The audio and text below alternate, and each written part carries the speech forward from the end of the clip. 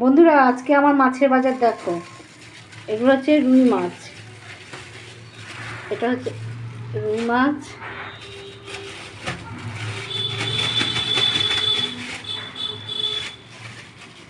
এটা হচ্ছে ভোলা মাছ, বড় ভোলা, রুই ভোলা।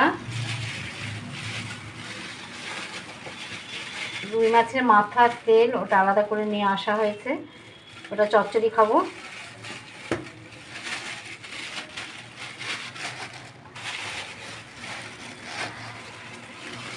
এখানে হচ্ছে লোটে মাছ আর হচ্ছে মাংস। এই হচ্ছে আজকে আমার মাছ বাজার। সারা সপ্তাহের বাজার হচ্ছে এইটাই। লোটে মাছগুলো কাটতে হবে, তারপর মাংস, রুই মাছ, ভোলা মাছ আর ভোলা মাছের মাথা কাটা।